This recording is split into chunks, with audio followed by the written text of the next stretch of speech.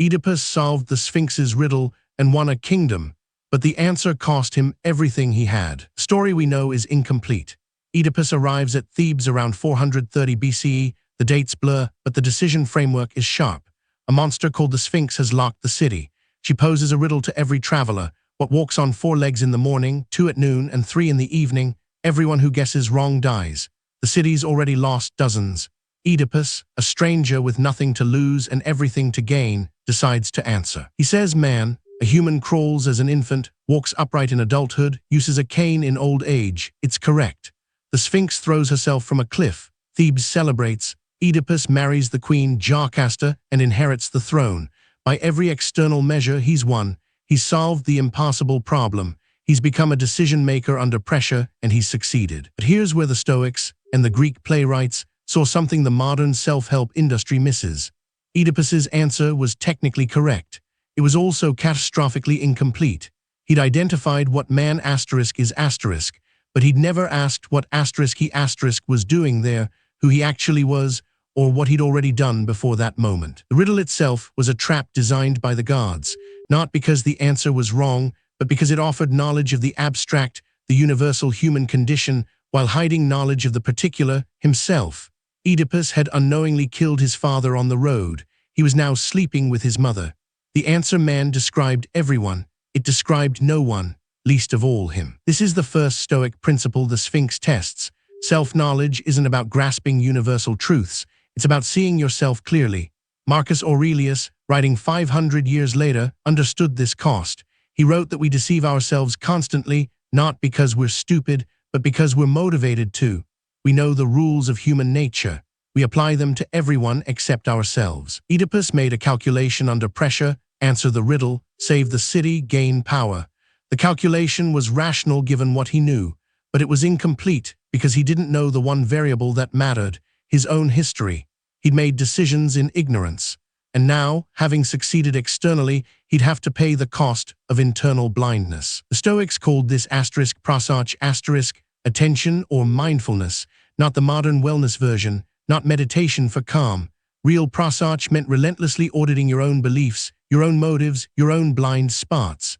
Epictetus, a former slave, taught that most people are asleep to themselves. They react, they rationalize, they don't examine. When Oedipus finally learns the truth, that he'd killed his father and married his mother, the external facts don't change. He's still king, he's still solved the riddle, but his internal map has collapsed. He blinds himself, not as punishment, but as recognition.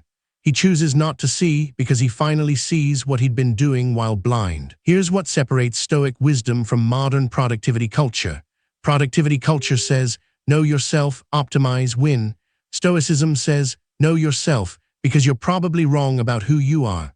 The Sphinx's riddle was a test of whether Oedipus could see past the obvious answer to the hidden question, who am I, really? Most of us answer the Sphinx's riddle every day. We solve problems, we make decisions, we optimize, we climb. But we do it with the same incompleteness Oedipus did, knowing the rules of the game, but not our actual position in it. We don't know what we've already done that we're not seeing. We don't know what we want that we won't admit. The Stoic answer isn't to stop solving riddles. It's to develop the habit of turning the riddle on yourself first. Before you answer the external question, ask, what am I not seeing about my own role in this? What have I already decided that I'm pretending is still open? What do I want from this that I won't say out loud? Seneca, another Stoic, spent his whole career giving this advice to powerful people. He told them, you already know the rules of ethics. You're not ignorant. You're inattentive. You know you shouldn't be cruel, but you're not looking at the moment you're about to be cruel. You know you're afraid, but you're not watching the fear. Attention is the tool. So what's the answer Oedipus should have given? Not man. The real answer to the Sphinx's riddle, from a Stoic lens, would have been a question back. Before I answer, who am I? What have I done? What do I not know about myself? The Sphinx would have killed him anyway, but he would have died aware. That's the key to Stoic self-knowledge. It's not about reaching some final answer about who you are. It's about building the habit of constant, uncomfortable attention. Every decision you make, every problem you solve, carries hidden assumptions. You're the variable you're most likely to get wrong. The professionals and decision-makers listening to this, you solve riddles constantly. You're good at it. You've built careers on solving external problems. But the Stoics are asking you to pay a different cost, the cost of turning that same analytical rigor on yourself, on your blind spots, on the story you're telling yourself about why you're doing what you're doing. Oedipus's answer holds the key because it shows us what happens when you skip that step. He won everything and lost everything because he answered the question without asking it of himself first. The Stoic path isn't easier, it just costs less in the end. The riddle you face today isn't about the universal condition. It's about you. What are you solving without seeing yourself? What answer are you confident in that depends on something you haven't looked at?